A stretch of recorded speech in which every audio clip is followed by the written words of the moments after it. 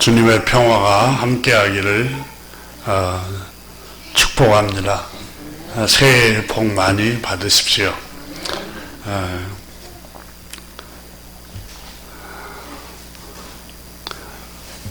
조선 신학자 다산 정약용 선생께서 신유박해로 인해서 40세에 유배를 당해서 58세까지 18년간 무려 유배를 당했는데, 전라도 강진에서 두 아들에게 유배지에서 편지를 쓴 그 가운데 한 곳을 소개합니다. 구구절절하게 가슴에서 나오는 정성스러움으로 아들들에게 편지를 씁니다. 그 중에 두 아들에게 보낸 서신 가운데 친구를 사귈 때는 반드시 가려야 할 일에 관해서 다음과 같이 편지를 적었습니다. 아들 학연과 학유에게 보낸다. 너희는 몸을 닦는 일, 다시 말하는 수신은 효도와 우애로서 근본을 삼아야 한다. 효도와 우애에 자기 본분을 다하지 않으면 비록 학식이 고명하고 문체가 찬란하고 아름답다 하더라도 흙담에다 아름답게 색칠해 놓은 것에 지나지 않는다. 자기 몸을 이미 엄정하게 닦았다면 그가 사귀는 벗도 자연히 단정한 사람일 것이므로 기질로서 인생의 목표가 비슷하게 되어 친구를 고르는 일에 특별히 힘쓰지 않아도 된다. 이 늙은 아비가 세상살이를 오래 경험하였고 또 어렵게 험난한 일을 고루 겪어보아서 사람들의 심리를 두루 알고 있다. 무릇 천륜에 야박한 사람은 가까이 해서도 안 되고 믿어서도 안 되며, 비록 충직하고 인정이 있고 부지런하고 재빠르게 온 정성을 다하여 나를 섬기더라도 절대로 가까이 해서는 안 된다. 이들은 끝내 은혜를 배반하고 의리를 잊어먹고 아침에는 따뜻하게 대해 주었다가도 저녁에는 차갑게 변하고 만다. 이 편지를 쓰면서 다산 선생님께서 조선시대 최고의 학문을 만회하고 책을 500권을 저술을 한 이분이 두 아들에게 부탁하는 게 천륜에 야박한 사람을 가까이 하지 말라는 겁니다. 이 천륜이라는 말은 여러분 하늘이 맺어준 관계를 말합니다. 아버지와 아들, 부모와 자식, 엄마와 딸, 부모와 이 자식 관계, 그리고 부부 관계, 그리고 한 피를 받은 형 동생, 언니 동생, 이 관계, 형제 자매, 이 관계를 천륜이라고 말합니다. 다시 말하면은 이 혈륜을 저버리는 사람은 가리켜서 폐륜이라고 표현했습니다. 인간의 기본 도리를 저버리는 행위를 가리키고 있는 말인데, 이 두 아들에게 이 절절한 편지 가운데 아들들아, 천륜을 저버리는 자는 아무리 유능해도 가까이 하지 말고, 학식이 고명하고 문체가 찬란하고 아름답다 하더라도 절대로 가까이 하면 안 된다. 기본이 여러분, 다산 선생은 이 천륜이 두터워야 된다. 계속해서 그는 이렇게 말합니다. 대체로 이 세상의 깊은 은혜와 두터운 의리는 부모, 자식, 부부, 형제보다 더한 것이 없단다. 그런데 부모 형제를 그처럼 가볍게 버리는 사람이 벗들에게 벗들에게는 어떻게 행하겠느냐. 쉽게 그것을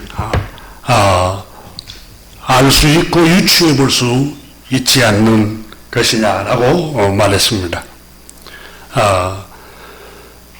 형제끼리 우애가 깊지 못한 사람도 가까이 하지 말고, 부모에게 불효하는 사람도 가까이 하지 말라.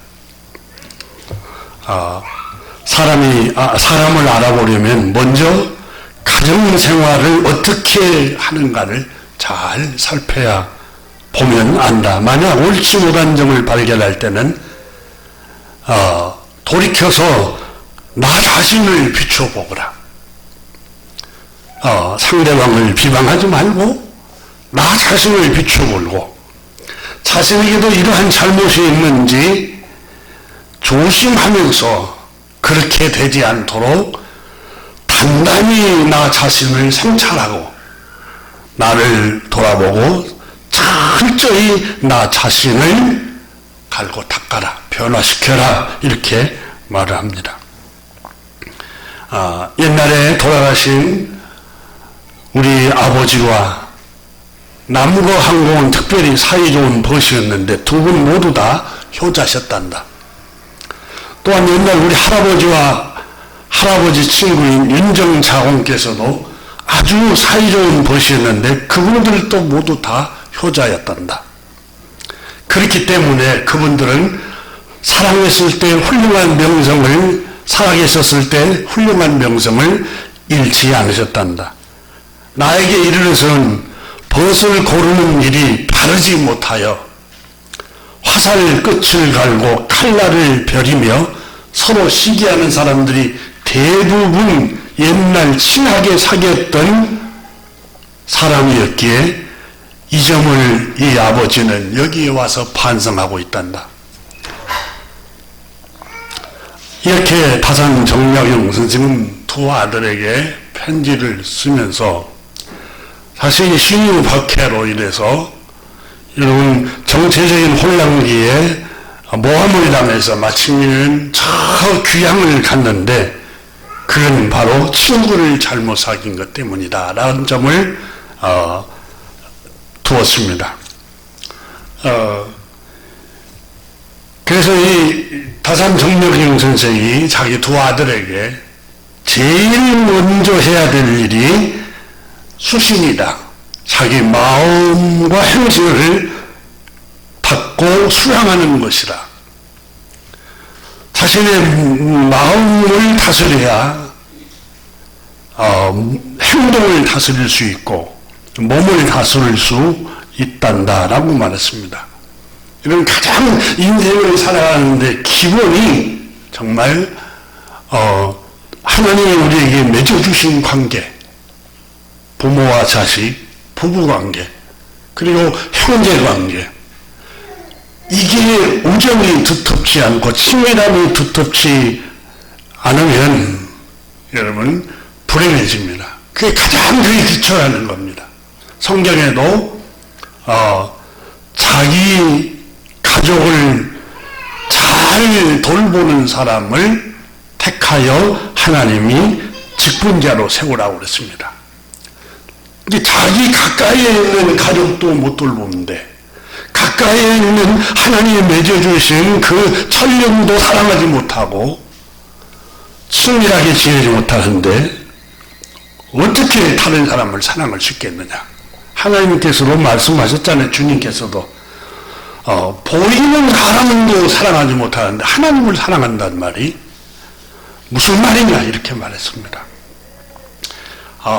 그리고 오늘 성경에도 제자들을 둘씩 보내면서 복음을, 하나님 나라 복음을 전파하고 또 더러운 자를 깨끗게 하고 병든 사람을 고치고 죽은 자를 살리려고 제자들을 보내시면서 저 이방인의 길로 가지도 말고 멀리 다른 길로 가지 말고 오늘 본문 말씀에 뭐라고 말씀합니까? 천국이 가까웠다 하고 병든 자를 고치며 죽은 자를 살리며 나병한 자를 깨끗게 하라 이렇게 말씀을 합니다. 그런데 하나님께서 주님께서 어디로 가라고 말씀합니까? 6절을 보십시오. 5절을 예수께서 이 12를 보내시며 명하여 이르시되 이방인의 길로도 가지 말고 사마리아인의 고을에도 들어가지 말고 오히려 이스라엘의 집에 잃어버린 양에게로 가라 이렇게 말씀합니다. 여기 말씀을 여러분 기억해야 합니다. 이방인의 길로도 가지 말고 이방인은 여러 열방 멀리 말합니다. 사마리아도 저 북쪽 마을이죠. 근데 우리 이스라엘 집 잃어버린 양에게로 가라 그 말은 가까운 데 붙어서 가라는 거예요. 이스라엘의 잃어버린 양은 가까운 데 붙어서 가서 병을 고치고 죽은 자를 살리고 더러운 사람을 내쫓아내고 이 가까운 데 붙어서 그 일을 하라는 거예요. 저 멀리 내가 선교사로 가야 되겠다. 이국 땅으로 가야겠다. 그것도 하나는 훌륭한 일이지만 더 중요한 것은 내 가정부터서 내 형제 부모와 자식 관계부터서 그리고 형과 동생 누이와 동생 언니와 동생 여기부터서 더 가까이 여기부터서 서로 사랑하고 병들었으면 찾아보고 넘어져 있으면 이렇게 세우고 이 가까운 데부터서 복음을 기쁜 소식을 전해주라는 거예요. 이게 하나님의 뜻이라고 오늘 본문에 말씀을 하고 있습니다. 자,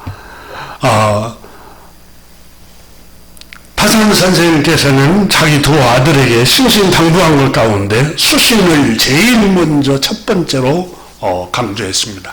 자기 마음과 몸을 먼저 다스려라.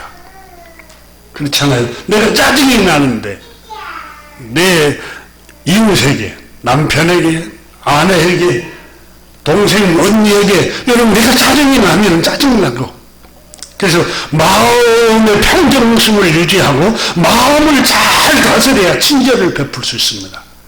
제일 먼저는 수신 마음을 잘 다스려야 된다. 이렇게 말을 했습니다. 그런데 여러분 일생 우리가 살아가면서 느끼지만 마음이 잘 다스리지가 않아요. 그래서 성경은 누가 마음을 잘 다스릴 수 있습니까? 여러분 복음 CCM 찬양님도 그러잖아요. 주여 나는 자주 넘어집니다. 주여 나는 내 결심이 늘 약해서 잘 포기합니다. 이렇게 잘 인간의 마음이 수시로 여러분 넘어지고 자포자기하고 절망을 하는 게 사람 마음입니다. 이 사람 마음을 다스릴 수 있는 것이 무엇일까요? 사람 스스로가 안 되니까 성경은 창조주 하나님을 의지하고 신뢰했던 사람들은 거의 다 하나님을 의지함으로써 하나님 앞에 기도하고 주님을 의지함으로써 자기 마음을 다스려 갔어요. 성경에 보면은 저 한나라는 여인도 여러분 마음의 슬픔과 마음의 고통을 이 마음을 잘 못 다스리니까 하나님 성전에 엎드려서 아침 저녁으로 흐느끼면서 주님 나를 도와달라고. 여러분 기도는 우리 마음에 다스릴 수 있는 분은 성령 하나님 한 분밖에 없기 때문에 기도로 요청을 하는 겁니다. 우리 몸과 마음을 다스릴 수 있는 분은 성령님밖에 없습니다. 성령 하나님. 하나님 우리에게 의지를 주셔서 우리 의지와 우리의 행동을 성령 하나님의 힘의 도움을 받아야 합니다. 성령님은 요한복음 14장에 진리의 영이라 그러세요. 진리의 말씀을 통해서 우리 마음을 다스려 가라는 거예요. 진리의 말씀을 통해서. 진리의 말씀을 통해서 스스로 행실을 절제하고 인도를 받으며 경건의 훈련을 끊임없이 하라는 거예요. 그래서 잠언 1장 7절에 여호와를 경외하는 것이 지식의 근본이거늘 미련한 자는 지혜와 훈계를 멸시하느니라. 여호와를 경외하는 것이 잠언 9장 10절에도 지혜의 근본이라고 그랬어요. 여러분, 하나님을 경외할 때 마음이 다스려진다는 거예요. 이 경외하다는 말을 히브리 말로 이르아트라는 말인데, 두려워하다, 하나님의 위엄 앞에서 느끼는 거룩한 두려움, 경외심, 하나님이 나를 감찰하고 계시고 나를 저울에 달아보고 계시고 나의 안고 일어섬을 다 감찰하시고 살피고 계신다는 두려움. 그래서 하나님은 복과 저주를 내리신다는 이 두려움과 경외심이 있을 때 지혜가 생기고 자기 마음의 생각을 절제할 수 있다는 거예요. 행동도 절제할 수 있고요. 마음과 행동을 절제하는 것은 하나님을 경외하는 그 경외심이 있을 때 절제가 되는 겁니다. 생각해 보세요. CCTV가 없고 아무도 누구 안 보인다고 생각해 보세요. 하나님을 두려워하는 게 없어요. 그럼 거기에서 사람들이 음행한 짓도 하고 죄를 범하기도 하고, 근데 다 나를 감찰하고 있는다고 생각해 보세요. 다 보고 있다고 생각해 보세요. 절제가 스스로 됩니다. 절제가. 그러니까 하나님을 두려워하는 이 경외심, 주님이 나를 감찰하고 계시고 주님이 나의 안고 일어섬을 아시며 멀리서도 내 생각과 마음 품고 있는 동기까지도 다 알고 계신다는 그걸 믿고 그런 두려움이 있으면 여러분 마음이 저절로 절제하게 됩니다.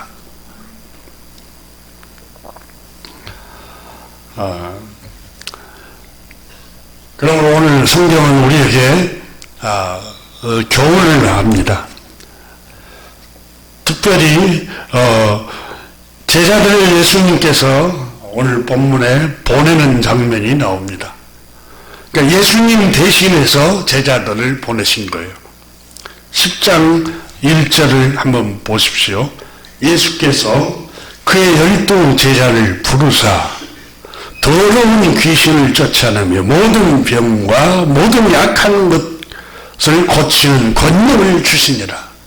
왜 주셨겠어요? 여기 이 말씀을 여러분 아주 주신 분명한 목적을 알아야 합니다.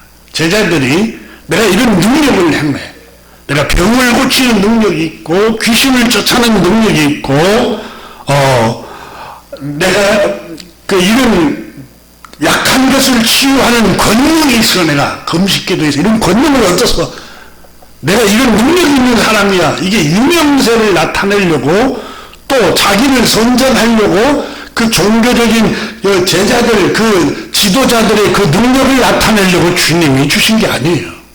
초점이 어디 있느냐. 여기 본문에 보면은 모든 병과 모든 약한 것을 고치는 권능을 주니라. 초점이 약한 사람들, 병든 사람들, 더러운 귀신에 시달리는 사람들에게 초점이 있어요.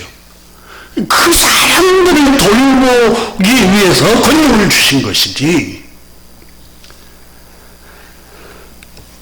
자, 그러면 예수님이 이 세상에 오신 목적도 똑같아요. 하나님께서 말씀이 육신이 되어 오신 분이 하나님의 아들 우리 주 예수 그리스도 있습니다. 예수님은 이 세상에 오신 목적이 뭘까요? 자, 우리는 생각할 때 본래 우리 기독교가 영혼 구원만을 위해서 왔다라고 생각하는데 옳습니다. 틀린 말이 아닙니다. 영혼을 구원하려고 왔어요. 근데 동시에 우리가 이 땅에 100년, 120년 가까이, 80년에서 120년 가까이 사는 동안 이 육체를 주님이 오늘 성경에 보면은 더러운 귀신에게 사로잡히지 않고 깨끗하게 살고, 그 1절에 보면은 모든 병과 모든 약한 거로부터서 우리 육체를 갖고 있는 우리가 치유되고 강건하고 건강하게 살도록 하기 위해서 또 주님이 제자들을 보내셨고 예수님이 오셨어요.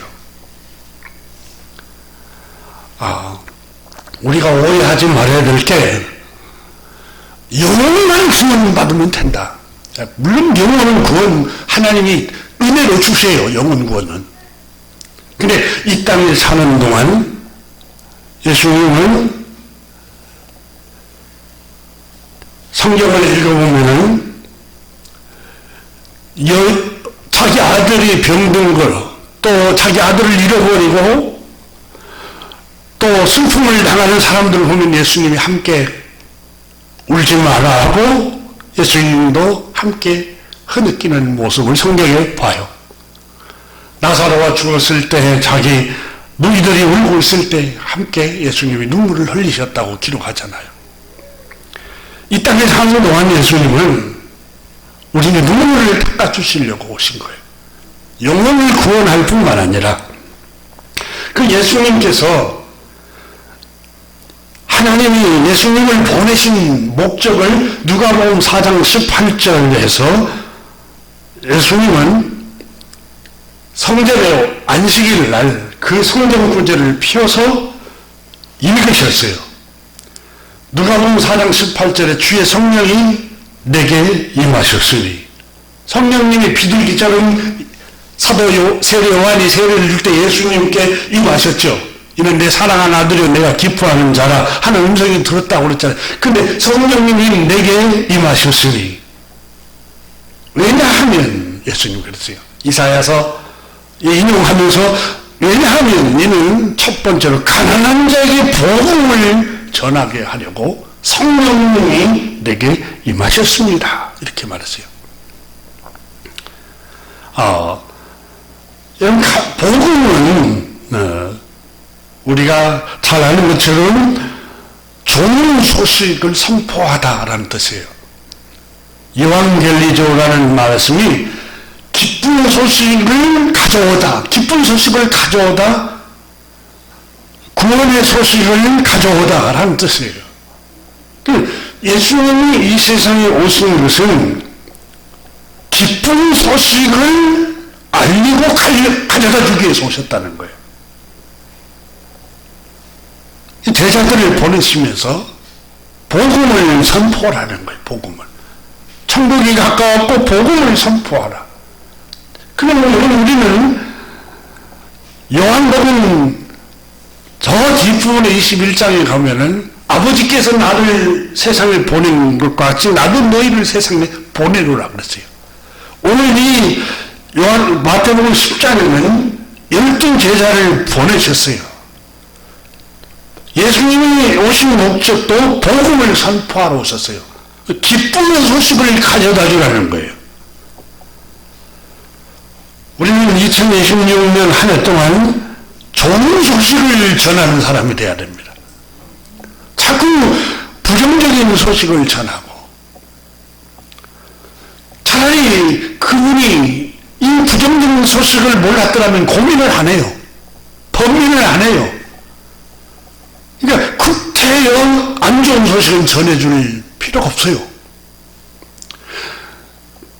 그에게 용기를 주고 위로를 주고 꼭 알아야 할 소식은 할 수 없지만 좋은 소식, 기쁨의 소식을 전해주는 소식을 전해줘야 돼요.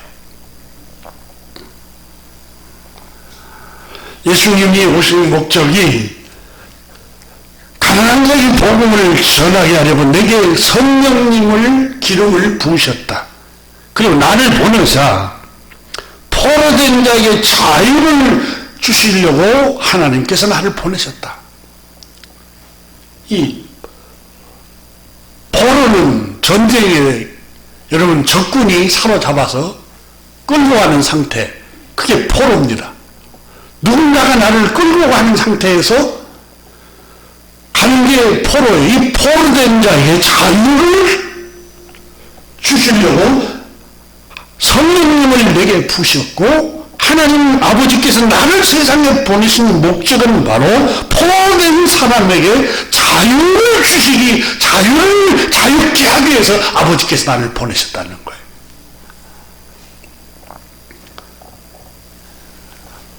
여러분, 알지 못해서 불행해지는 사람들이 많잖아요. 무지에서 사입이나 이단에 빠지는 사람들, 무지의 포로가 되기도 하고 욕망의 포로에 사로잡힌 사람도 있고, 자기 욕망의 포로가 되어서 자식도 버리고, 하나님께서 말씀하시는 천인을 다 버려요.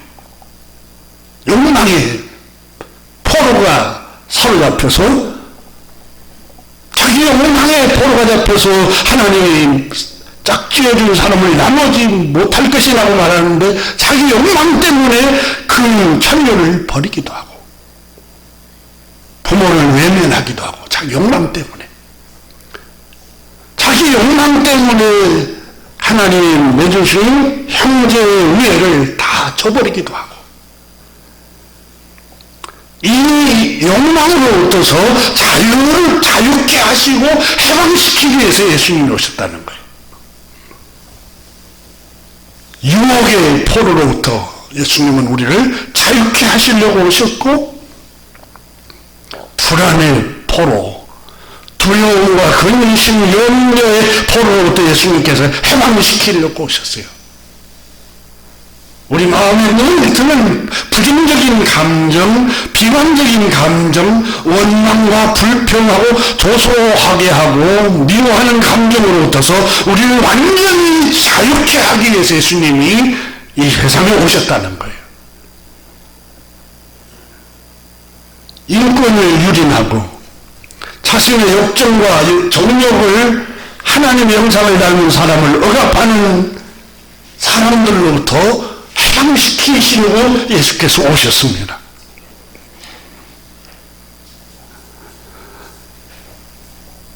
예수님이 길입니다.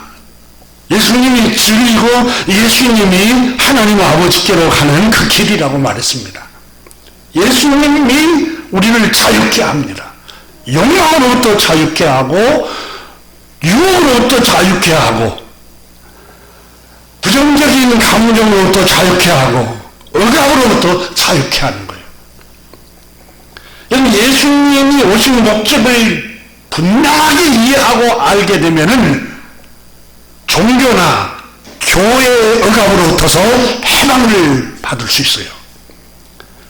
교묘하게 예수님 말씀을 사용해서 성도들을 억압하고 누르고, 여러분, 예수님은 하나님 말씀을 통해서 우리를 얽어내려고 오신 분이 아니에요.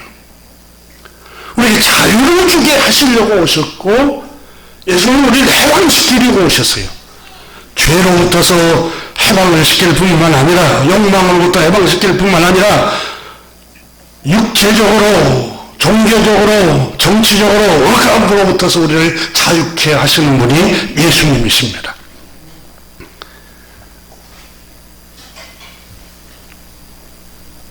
마야 문명을 언제 한번 제가 잠깐 설교 시간에 소개한 적이 있습니다. 인신 공양을 하는 거, 그게 관습이었어요. 관습. 근데 여러분, 고대에 내려오는 관습 가운데 저 유럽에서도 인신을 공양을 했어요. 우리나라에서도 그 일을 했어요. 고대 사회에서. 이게 관습이었어요. 재앙이 내려오지 않고 또 하늘에 저주가 내리지 않도록 인신을 공양을 하고. 근데 예수님이 오셔서 인류의 모든 죄를 십자가에서 자신이 죄를 짐을 다 짊어지고 피를 흘림으로 내가 다 이루었다. 다시는 그 피를 흘릴 필요 없다. 인신을 공양할 필요도 없고 짐승의 피를 드릴 필요도 없다. 하고 예수님이 단번에 우리의 속죄의 제물로 피를 흘림으로 이제는 다시는 그런 억압으로부터 종교적인 억압과 이 악습으로부터 우리를 완전히 해방을 시켜주셨어요. 그런데 아직도 지금 현대사회 이런 최첨단을 우주를 오가는 최첨단 시대에 아직도 동물 정도 한국에 무속인들이 소를 가죽을 벗겨서 제물로 바치는 경우들이 있고 이게 언제적입니까 여러분? 주님은 우리를 완전히 해방을 시키러 오셨어요. 세 번째로는 주님이 누가복음 4장 18절에 보면은 눈먼 자에게 다시 보게 함을 눈먼 사람들을 다시 볼 수 있도록 열어주려 오셨다는 거예요. 눈먼이라는 말은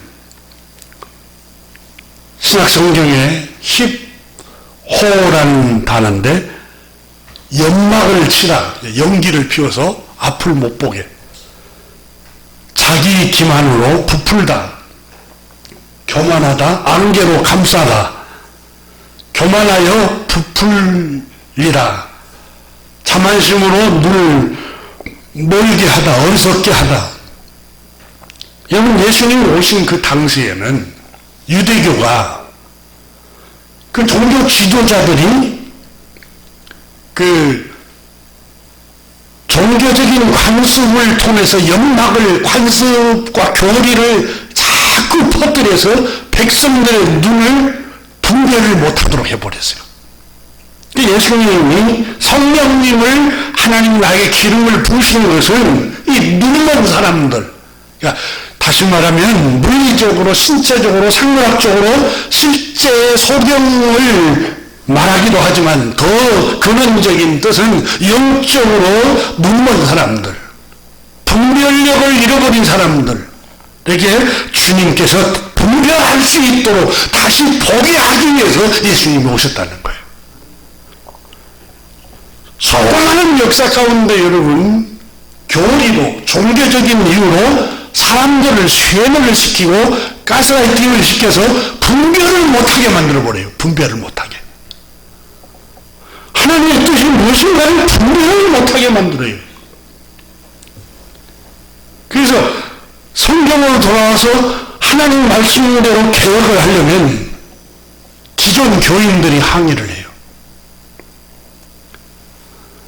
왜 그 관습, 그 종교적인 관습대로 안 하냐고. 근데 하나님의 뜻은 여러분 분명히 우리가 기억해야 돼요. 주는 종교적인 쇠뇌로 사람들의 마음을 유대교에서 눈을 어둡게 한 그 사람들에게 다시 볼 수 있고 다시 분별할 수 있고 다시 식별할 수 있도록 주님이 눈을 뜨게 하기 위해서 내가 왔다 그랬어요. 그때 당시에 가장 예수님을 미워했던 사람이 누굴까요? 종교 지도자들이. 왜 그럴까요? 눈이 열리면 종교 지도자 맹종하지 않기 때문에, 그들을 따르지 않기 때문에. 눈이 열리면, 여러분 중세 때에 기독교가 완전히 타락을 했잖아요.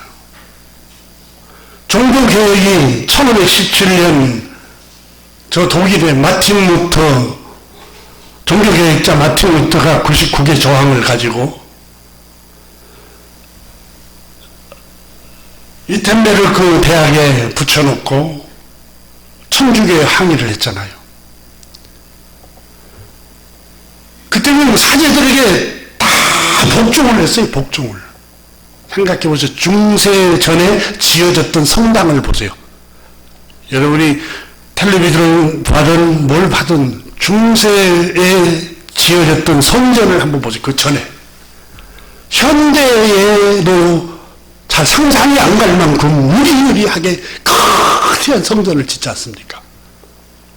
우리가 요만한 건물을 지려고도 얼마나 힘들어요. 성도들이 여러분 헌금 조금씩 내갖고 가능하겠어요?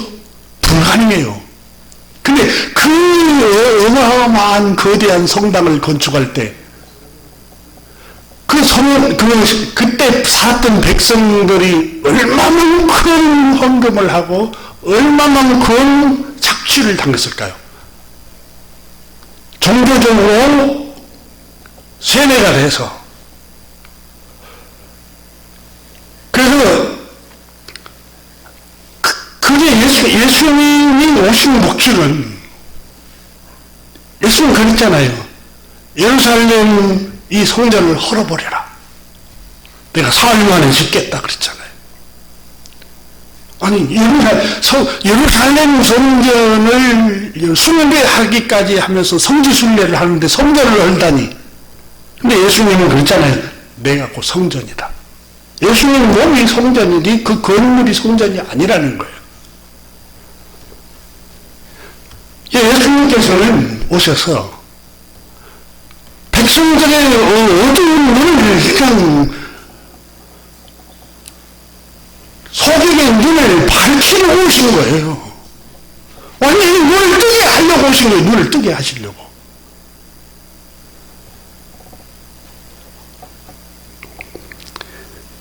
그래서 그때 당시에 예수님께서 종교에 매여 있는 사람들, 할례를 안 받으면 죽을 것 같이 정죄를 한 사람들에게 할례로부터 자유케 하고, 안식일을 잠을 못 자고 일하고 왔는데 안식일을 안 지키면은 큰 천벌 받을 것처럼 강요했던 사람들에게 안식일은 자비가 끝이 없으신 하나님께서 너희의 고달픔 때문에 안식을 정해주셨다. 하나님께 예배하는 동시에 너희들의 힘을 주기 위해서 안식을 주셨단다. 예수님이 오셔서 완전히 눈을 열게 해주신 거예요. 눈을 열게.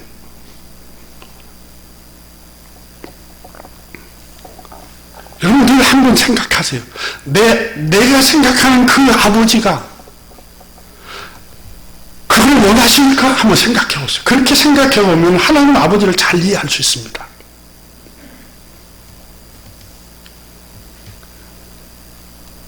유대 땅의 그때 당시에 종교 지도자들은 어떻게 해서든지 백성들을 눈을 어둡게 했습니다.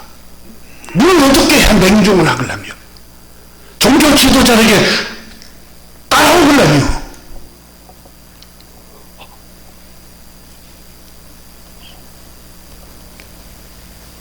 오늘날은 어떨까요? 오늘은 똑같이 오늘날도 여러분 수많은 교회 안에서 그런 일들이 일어나고 있어요. 거기에 세뇌가 돼가지고 거기에 완전히 관습화돼가지고 말씀을 본래 말씀대로 돌아가시다 보면 항의가 일어나고 마음의 분노도 품고. 예수님이 오신 목적은 어둠으로부터서 속임의 눈을 뜨도록 하기 위해서 예수님이 오신 거예요.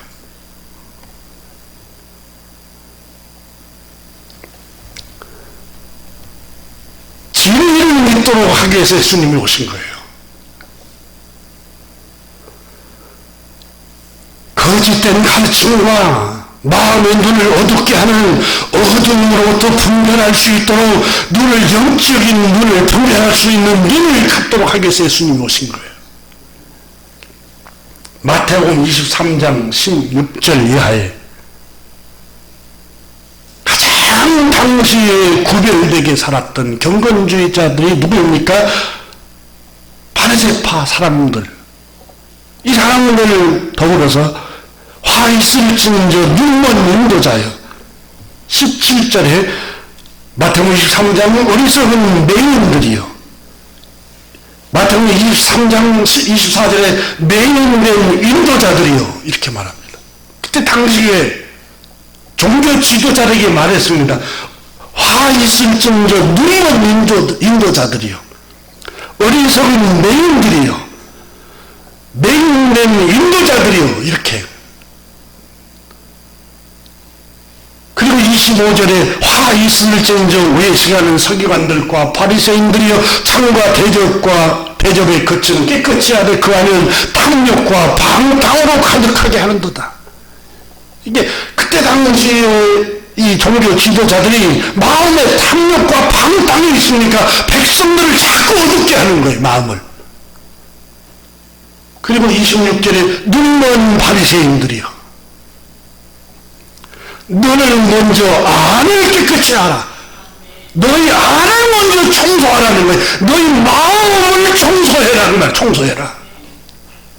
그리고 그러면 겉도 깨끗하리라. 27절에서 화 있을지는 저 외식하는 서기관들과 바리새인들이 서기관 율법학자들과 바리새인들이 해치라는 무덤 같으니 겉에는 하얀게 벽칠해놓은 것 같지만 겉으로는 아름답게 보이나 그 안은 죽은 사람의 뼈와 모든 더러운 것이 가득하도다. 이와 같이 너희도 겉으로는 사람에게 옳게 보이되 안으로는 외식과 불법이 가득하도다. 여러분, 예배당이 우리가 겉모습 보기에 정말 화려하고 크고 깨끗하고 세련되게 보여요. 이야, 여기가 정말 주님이 계시는 곳이라. 이렇게 오해할 수 있어요. 똑같아요. 마태복음 23장에 말씀하시기를 겉으로는 옳게 보여요.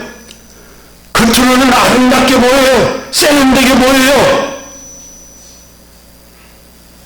그런데 그 안에는 외식과 불법이 가득하도다. 33절에 이 뱀과 독사의 새끼들아, 너희가 어떻게 지옥의 판결을 피하겠느냐. 마태복음 15장 14절에는 그냥 두라. 그들은 맹인이 되어 맹인을 인도하는 자로다. 만일 맹인이 맹인을 인도하면 둘이 다 구덩이에 빠지리라.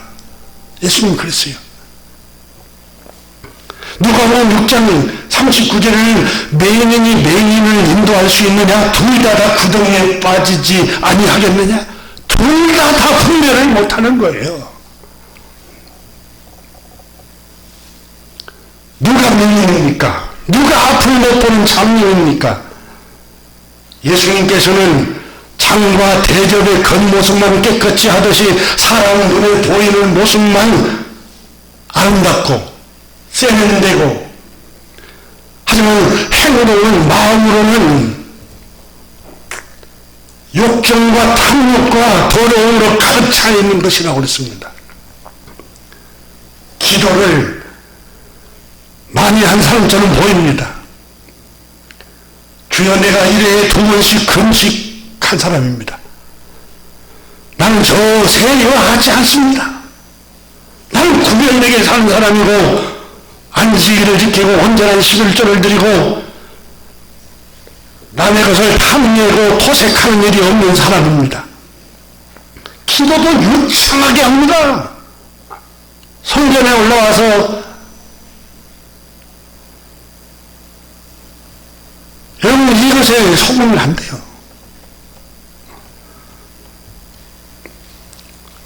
능력받은 사람처럼 능력 있는 권세받은 종교 지도자처럼 나타내 보입니다. 속으면 안 돼요. 그 안에는 탐욕과 방탕으로 가득 차 있는 경우들이 허다합니다. 사람이 보는 데서만 신령한 척합니다. 겉으로만 아름답게 보입니다. 속사람은 더러운 생각, 더러운 영광, 더러운 욕정으로 가득 차 있는 사람들이 허다합니다. 이와 같은 사람들을 가리켜 장님이라고, 눈먼 사람이라고 하나님 예수님은 말씀합니다.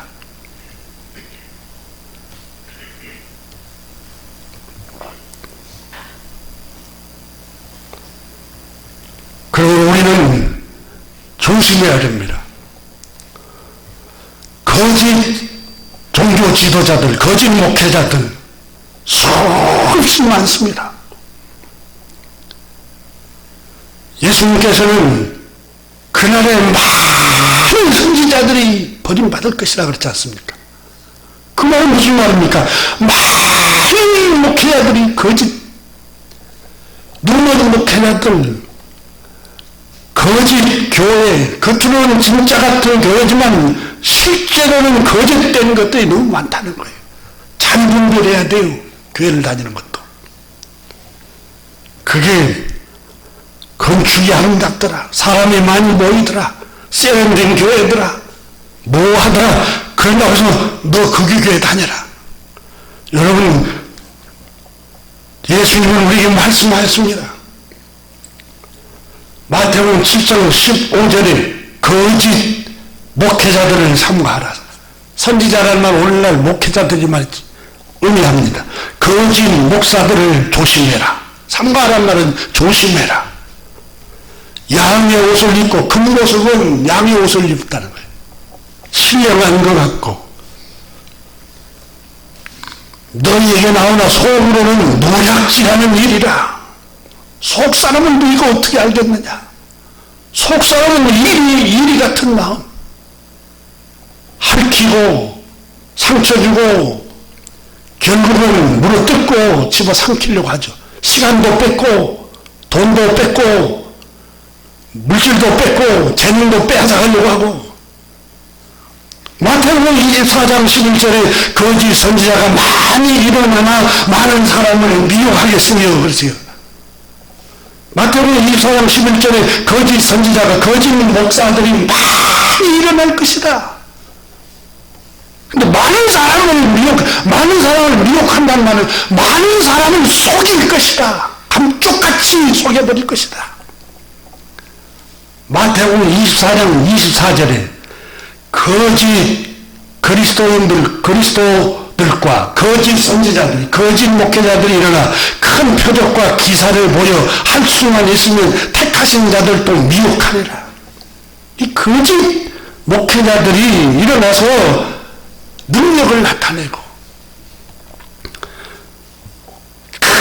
눈에 보이도록 여러 가지 능력을 나타내 큰 일을 행하기도 하고 위대한 일을 행하기도 해요.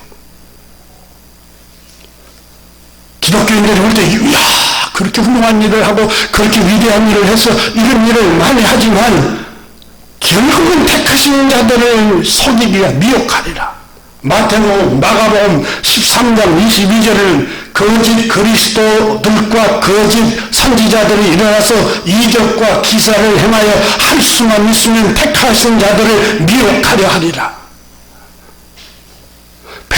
사도도 베드로 후서 2장 1절에 그러나 백성 가운데 또한 거짓 선지자들이 일어났나니, 거짓 목회자들이 일어났나니, 이와 같이 너희 중에서도 거짓 선생들이 있으리라.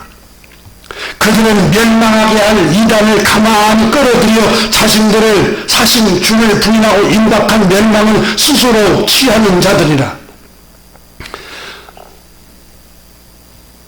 이 거짓 목회자들, 거짓 목사들, 거짓 선지자들 어떻게 분별해요?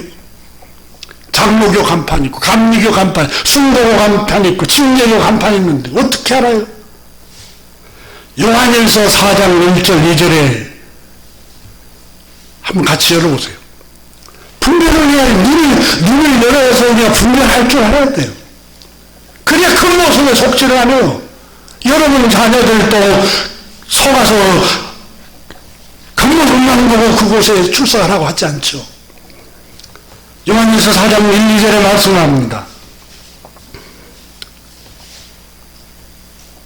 같이 읽습니다. 사랑하는 자들아, 영을 다 믿지 말고 오직 영들이 하나님께 속하였나 분별하라. 영이 하나님께 속한 영, 하나님께 속한 교회인가, 하나님께 속한 선지자인가, 목회자인가 보라는 거예요. 많은, 같이 있습니다. 더 많은 거짓 선지자가 세상에 나왔습니다. 많은 거짓 교회들, 거짓 종교 지도자들, 거짓 목회자들이 여러분 요한일서 4장에 뭐라고 했어요? 많다는 거예요. 적은 게 아니라 많다는 것에 우리가 생각해야 돼요. 그럼 뭐라고 말씀합니까? 2절을 보십시다. 이로써 너희가 하나님의 영을 알지니 이것으로서 하나님의 성령님이 함께한 교회이고 목회자인지 아닌지를 분별해라.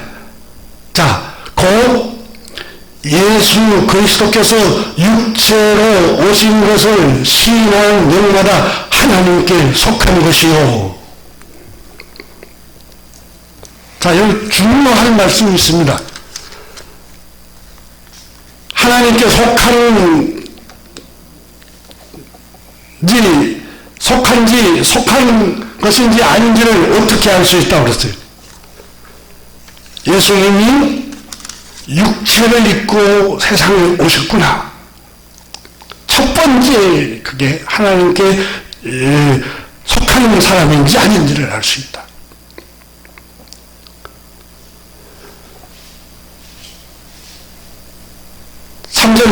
다시 한번 읽습니다. 예수를 시인하지 아니하는 영마다 하나님께 속하는 것이 아니니 이것이 곧 적그리스도의 영이니라.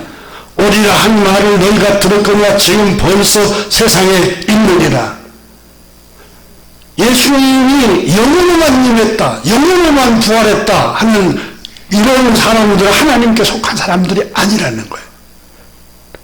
그 다음에 계속해서 읽습니다. 6절을 한번 보십시오.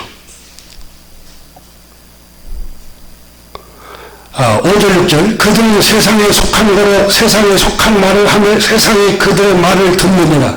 우리는 하나님께 속하였나니 하나님을 아는 자는 우리의 말을 듣고 하나님께 속하지 아니하는 자는 우리 말을 듣지 아니하나니 진리의 영과 미혹의 영은 이로써 아느니라. 사랑하는 자들아. 7절 이어집니다. 뭐라고 말합니까? 우리가 서로 사랑하자. 사랑은 하나님께 속한 것이니. 이게 중요한 단어가 있습니다. 첫 번째는 육체로 예수님이 오신 것을 시인하는 자는 하나님께 속한 것이라고. 그 다음에 또 하나는 여러분 사랑하는 자들아 우리가 서로 사랑하자. 사랑은 하나님께 속한 것이니 사랑하지 아니하는 자마다 하나님으로부터 나서 사랑하는 자마다 하나님으로부터 나서 하나님을 알고 8절 읽습니다. 시작. 사랑하지 아니하는 자는 하나님을 알지 못하나니 이러니 하나님은 사랑이십니다. 무슨 말씀입니까? 사랑하지 않는 자는 하나님께 속한 자가 아니라는 거예요.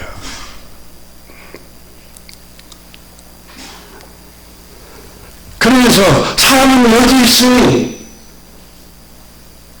우리가 하나님을 사랑하는 것이 아니라 하나님은 우리를 사랑하사 우리의 죄를 대속하기 위하여 화목제물로 그 아들을 보내셨습니다. 11절 같이 읽습니다. 사랑하는 자들아 하나님이 같이 우리를 사랑하셨은지 우리도 서로 사랑하는 것이 마땅하니라. 12절 어느 때나 하나님을 본 사람이 없으되 만일 우리가 서로 사랑하면 하나님이 우리 안에 거하시고 만일 우리가 서로 사랑하면 하나님이 우리 안에 거하시고 하나님이 하나님께 속한 사람들이라는 거예요.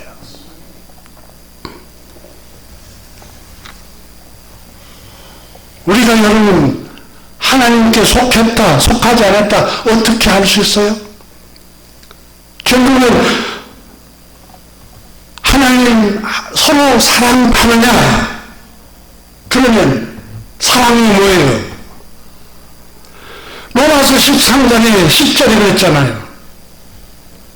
사랑은 이웃에게 악을 행하지 아니하나니 그러므로 사랑은 율법의 완성이니라. 생각해 보십시오. 사랑은 이웃에게 악을 행하지 않는 것이 사랑이라고 말했어요. 이웃에게 자꾸 피해를 주고 모두를 자꾸 힘들게 하고 상처를 주고 아픔을 주고 억압을 하고 압제를 하고 종교적인 세뇌로 자꾸 돈을 빼앗아가고 시간을 빼앗아가고 가정생활을 등한하게 만들고 가족을 도와줄 수 있는 시간을 없게 만든다면 여러분 이것은 하나님께 속한 게 아니에요. 사랑은 이웃에게 악을 행하지 않으나니 진정한 사랑은 이웃에게 악을 행하지 않는 거예요. 그러면 로마서 13장 8절에 피차 사랑의 빛에는 아무에게든지 아무 빛도 지지 말라. 남을 사랑하는 자는 율법을 다 이루었느니라. 율법이 말하려고 하는 거, 구약 성경이 말하려고 하는 거, 여러분 율법의 계명이 뭐예요? 하나님은 자비가 끝이 없으신 하나님이시란다. 하나님이 너희에게 끝없는 자비를 베풀듯이 너희도 서로 사랑하라는 거예요. 그럼 사랑만 하는데 막연하잖아요. 그래서 주님이 계명으로 사랑은 이런 것이야. 사람을 향하는 계명 중에 로마서 13장 9절에 간음하지 말라, 살인하지 말라, 도둑질하지 말라, 탐내지 말라 한 것과 그 외에 다른 계명이 있을지라도 내 이웃을 내 자신과 같이 사랑하라 하신 그 말씀 가운데 다 들어있느니라. 여러분 간음하지 말라, 사랑하라는 말씀 안에 들어있는 거예요. 남의 남편, 남의 아내를 유혹을 해요. 그럼 그 이웃의 아내와 남편 상대방이 고통을 줘야 안 줘요? 얼마나 고통스럽겠어요. 악을 행하는 거예요. 사랑은 이웃에게 악을 행하지 않는 거예요.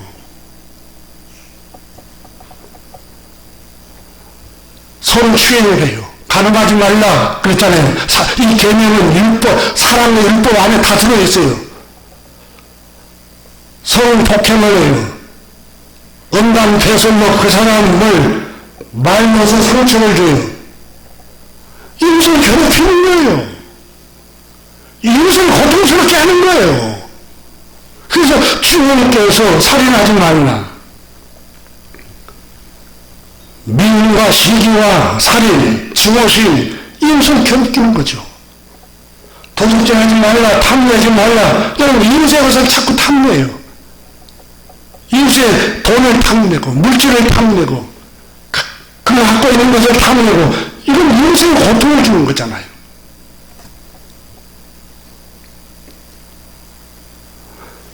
표준 세번역 성경은 로마서 13장 이하에 8절 이하 이렇게 번역했습니다. 서로 사랑하는 것 외에는 아무에게도 빛을 지지 마십시오. 남을 사랑하는 사람은 율법을 다 이루었습니다. 간음하지 마십시오. 살인하지 말라, 도둑질하지 말라, 탐내지 말라 하는 계명과 그 밖에 또 다른 계명이 있을지라도 모든 계명은 내 이웃을 내 몸과 같이 사랑하여라 하는 말씀에 요약되어 있습니다. 사랑은 10절에 이웃에게 해를 입히지 않습니다. 여러분 이게 없으면 거짓 교회입니다. 거짓 선지자들입니다. 거짓 목회자들입니다. 이웃을 괴롭히지 않아야 돼요. 이웃에게 해를 입히지 말아야 돼요. 이웃에게 악을 행치 말아야 돼요. 요한일서 4장에는 사랑하는 자다 영을 다 믿지 말고 오직 영들이 하나님께 속하였나 분별하라. 많은 선지자가 세상에 나왔습니다. 하나님께 속해 있는가를 분별하라는 거예요. 오늘 예수님은 마태복음 10장에서 제자들을 보내면서 이렇게 말씀을 하고 있습니다. 자, 10장 1절을 다시 한번 봅니다. 12사도의 이름, 예수께서 그의 12 제자를 부르사 더러운 귀신을 쫓아내고 모든 병과 모든 약한 것을 고치는 권능을 주시니라. 8절입니다. 7절 8절. 가면서 전파하여 말하되 천국이 가까웠다 하고 병든 자를 고치며 죽은 자를 살리며 나병한 자를 깨끗하게 하며 귀신을 쫓아내며 너희가 거저 받았으면 거저 주라. 아무 대가 바라지 말고 그저 고치고 죽은 자를 다 살리며 살리는 말을 하고 죽이려고 하지 말고 짓밟아버리려고 하지 말고 억압하려고 하지 말고 빼앗아버리려고 하지 말고 자꾸 용기를 살려주고 마음을 북돋아주고 또 깨끗하게 하며 더러운 마음 품지 말고 자꾸 깨끗한 그리고 아무 대가를 바라지 말고 베풀라는 거예요. 기도합니다. 하나님 아버지 감사합니다. 오늘 이 아침에 예수님이 이 세상에 오신 목적을 우리가 알 수 있도록 하나님께서 우리에게 하나님의 뜻이 무엇인가를 분별할 수 있는 마음을 주심을 감사합니다. 주님, 우리 교우들 주님의 뜻이 무엇인가를 분명히 깨닫고 눈에 보이는 아름다운 것 때문에 속지 않고 겉모습 때문에 속지 않도록 하나님의 은혜를 베풀어 주시기를 기도합니다. 금년 한 해도 예수님의 마음을 품고 주님이 이 세상에 왜 오셨는가를 늘 생각하면서 우리도 이웃에게 작은 예수님의 빛과 소금이 되게 하옵소서. 예수 그리스도 이름으로 축복하며 기도드립니다. 아멘.